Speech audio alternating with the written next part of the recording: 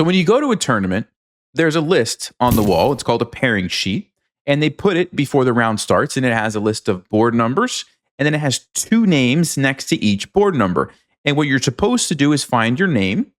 Look and see if your name is first or second. So you know if you're white or you're black. And then you look at the board number. And then you walk to that board and you sit down. And that's how you know who to play. And in 99.9% of the times, that's what happens. But not always. I have a super awkward story to share with you, which happened in my most recent tournament, the Southern Open. I traveled to Florida to play there. And this happened in round number 1. So here's what happened. I sit down. I'm playing against my opponent. We start the game. And in the board right next to me, there was a person sitting next to me, and he did not have an opponent. Well, when that happens, you just start the clock and then their time starts running down and they can show up later. I mean, that's nothing crazy about that. That's pretty normal, right? So he does that. After about 10 or 15 minutes, somebody walks in, shakes his hand, and they start playing. Okay, great. That's normal. The guy was late. He showed up. They play the game. About 10 minutes after that, they've played several opening moves. The guy's kind of deep in thought, sitting right next to me. His opponent goes, "Oh, man. I just realized I shook hands with the wrong opponent." He gets up, sets up the board, and he leaves. And the guy sitting next to me is just kind of like, what? Like, what is going on with this? And then some other random guy kind of shows up and he's like, this is board, 10. Oh, yeah, I'm your opponent. So what happened was the guy assumed that he was sitting on a certain board when he actually wasn't. He didn't actually read the board number. He just kind of like counted. He thought that they started at 1, but that wasn't where the 1 started. 1 was somewhere else. It was a different table. It was actually like board 10. And he just sat down and started playing. And apparently the other guy was late. So the actual opponent didn't know what was going on because he wasn't even there yet. And so all of this is happening. And the tournament directors are like coming over. And my opponent and me are just kind of like, oh, it's an awkward turtle. I don't actually know how to do it, but you know what? It's just like, okay, this is super weird. All right. And now we have to focus on our game. So anyway, that's what happened. That's the story. And having said that, I'm going to be sharing my game with you guys. Sorry about the screen being all messed up. Let me fix that for just a second. Okay. So yeah, I was playing as white. This is round 1. I'm paired up against Dominique Earl, 1937 FIDE. So pretty strong player. And here we go. I played E4. He played D6. This is called the perk or the Pierce. And basically, it's kind of like a King's Indian. They're going to bring out the knight, but they don't want you to be able to chase it away, so they support it with the pawn first. So I went here, and he decides to go for a different move order. He plays G6. He fiend kettles the bishop. And I played what's called the 3 pawns attack. Now, you could probably figure out why it's called the 3 pawns attack. It's an aggressive approach. And the idea is that whenever we want, we're ready to push this pawn forward and chase the knight away. Now, the main line here, by the way, this is also called the Austrian attack, I think. Anyway, the main line here, I believe, and actually I'll look at it really quickly over here. Yes, it's knight F3 by far. This is definitely the most played move. Well, I didn't really study this, but I've played this before. And when I play it, I generally start by pushing the pawn right away. And so that's what I did here. And it actually took my opponent out of their comfort zone, and they kind of started thinking right away because this is not the normal stuff. Normally, knight F3, they could have the option to play bishop G4, and the game kind of could be completely different. So I was like, okay, some surprise value. And it's not a bad move. It's not as good, but it's still very, very fine for me. And Stockfish says the best way to play against this is actually to immediately drop the knight back. And there is some crazy pawn sacrifice, but I don't think I was going to play it because I don't think it's so good in a classical game. It's good for blitz. It's good for, rapid, but at classical, I don't think I get quite enough compensation for that. So I probably wasn't going to do that. However, my opponent decided to take, and I did not want to take this way and allow the queen trade. So I simply took back with the F pawn, and they moved their knight to D5. Nice move, puts it in the center of the board. Okay, I developed my bishop, putting pressure on the knight, forcing them to make a decision here. And they played the move bishop E6. Now, bishop E6 is usually one of those weird moves that you don't want to play because blocking these center pawns can be very dangerous. The reason it's dangerous is because you don't let the bishops out when you block these center pawns, right? In this particular case, the bishop's already been fiend kettled, so it's not a huge deal. And I think, Stockfish actually says this is number 2 option. This is totally fine according to Stockfish, so nothing wrong with that. And you will notice they are attacking my bishop. So I have to do something. I can't just ignore this because if I'm not careful, knight takes c3, and guess what? I just lose a piece. I have to save my queen, but now my bishop's under attack, okay? So that was a sneaky move, which did contain a little bit of a threat there. So I decided to go for queen e2. And I'm defending the bishop so that now if this trade happens, they take, I take, who cares? My bishop's defended and I'm happy. I'm also thinking I might want to castle queenside in the future. So that was my idea. Okay, they played c6. I continued developing. They played h6. They didn't want me to chase their bishop away. And I played bishop d2. Now, at this point, I'm kind of hoping that my opponent will castle soon because I want to know where their king is going to be. And I really wanted to play aggressive. And so I wanted to castle queenside and throw my pawns forward and attack their king. So I was kind of hoping that I would see castling pretty soon. Unfortunately, my opponent played knight d7. They did not give me, the information about where their king is going to go. And in fact, it almost at this point looked like they were going to castle queenside. So I'm like, yeah, I don't really know if I should, should I castle this way? Should I castle this way? Should I just kind of wait? And so I decided to play sort of a waiting move, not really a waiting move, but I just wanted to wait and see what they did. So I played knight e4. Now, Stockfish wanted me to actually just start making some trades for some reason and drop the bishop back, but I think the knight looks pretty nice on e4 here. They played b5, attacking my bishop, and I went back. Stockfish wanted me to go here for some reason. I don't know why. They played queen b6, and now I played the move a4. Now, a lot of times when somebody pushes pawns forward, if you can attack them, you get the option to open up files.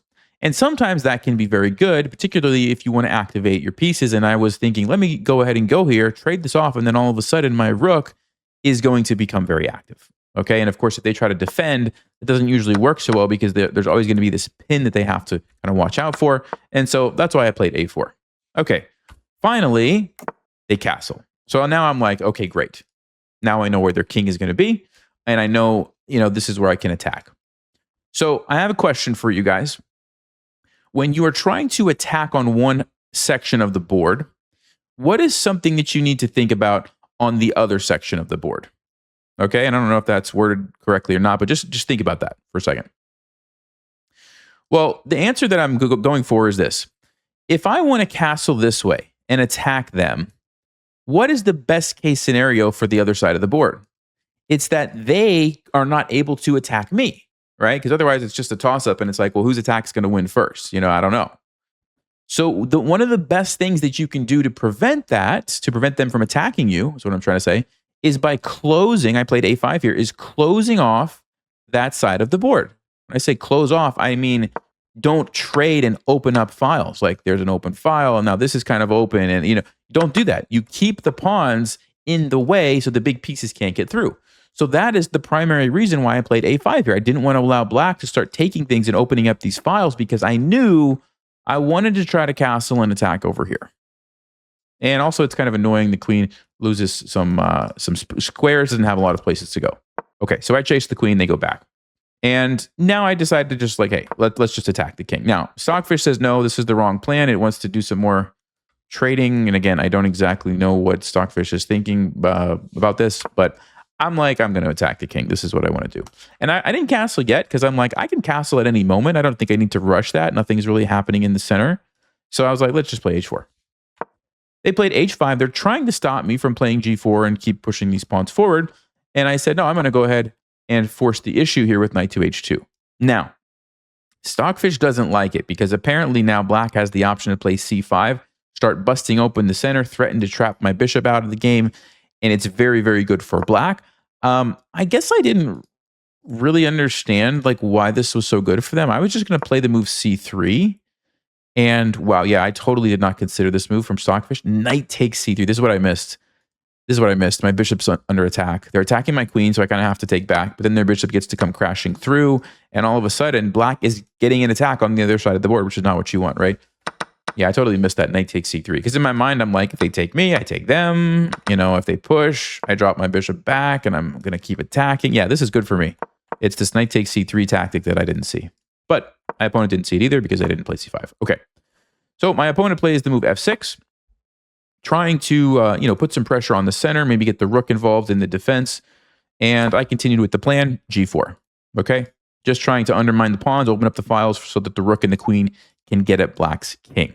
Now, I need to keep you guys up to date here. My opponent did start getting low on time in this game. Let me see if it was at this moment or not. What move we're on? Move 17. So, okay, right here they had 10 minutes at this point. So just to fill you in, we had 80 minutes to make 40 moves, and then you get extra time. Okay? So at this point, they have used 70 out of their 80 minutes. So they don't have a ton of time left to finish out this game, and we're only on move 17. So we've got a lot of moves. I mean, what is that? 23 moves left? That's a ton of moves. In a game like this, that's a lot of moves, right?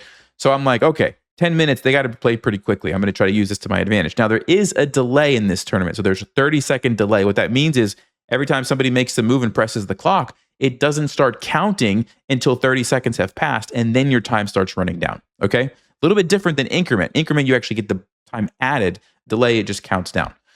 Anyway, they only have 10 minutes, so they don't have a ton of time for the rest of the game. Just keep that in the back of your mind. Okay.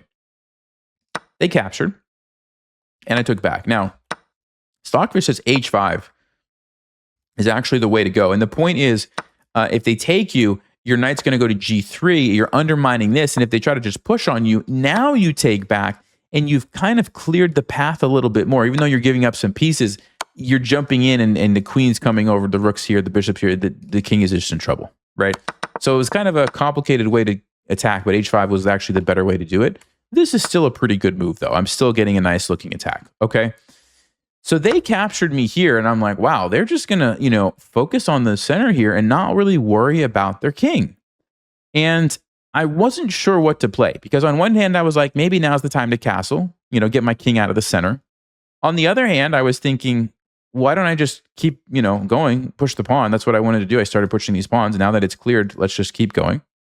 But then I noticed this move, knight to G5, and I couldn't stop thinking about knight to G5. Oh, also, sorry, knight H6 and bishop H6, other moves that I was considering. So I was thinking about a lot of stuff here. But I landed on knight G5 because I'm like, no, this looks really amazing. We're attacking this bishop, and then I'm going to play H5. And now that my knight's in a better position, I think this will be more powerful. At least that's in my mind what I was thinking, but I kind of underestimated this move, bishop F5. For some reason, I thought they were going to try to defend their bishop or take my knight, but bishop F5 is actually a pretty good move. I played H5 anyway, and they captured. And the problem with my position now, and you can see the eval bar saying, wait a second, Nelson, you're losing the advantage here, is my center has collapsed. Okay, allowing black to just capture here, my center has collapsed. Now the queen has a path in, the knight has a potential move. Black's pieces are starting to look a lot better than they were just a couple of moves ago. Now, to be fair, I do have some pressure. The knight is pinned. I have my knights here. The pawn is here. The queen, the rook. I can castle. So it's still a very complicated position. But according to the engine, black is actually now better. Okay. I decided to castle because I did not want to, allow the queen to put me in check and have to start worrying about that. And I felt like this is nice to be able to use both rooks. So I castled queenside. My opponent played a move here, and they actually only had one move that they did not see. So if you would like to pause and try to identify what is black's best move in this position, and I don't think it's an obvious move. Maybe it is. Let me know in the comments what you think. But black had one move here that was actually really, really strong. Okay, so if you had a chance to look at that. In the game, my opponent played knight e5, which I think is pretty logical. They're trying to take a piece that's not doing something and move it forward. You can see the eval bar saying that's not the move. They were actually very close. The move was knight c5, targeting this bishop, because this bishop is actually causing black a lot of problems. Because not only is it pinning the knight, but they have to constantly be on the lookout for tactics involving this diagonal. And if they're not careful, that could cause them some serious problems, because the king doesn't have a place to run. You can't run over here. There's going to be the h-file opening up. So knight c5, actually just getting rid of that bishop was exactly what black needed to do, and black is totally winning according to the engine. We're not going to analyze all the lines because it's a very complicated position, but just know knight c5 was there. Okay, they played knight e5, and remember, again, my opponent doesn't have a lot of time.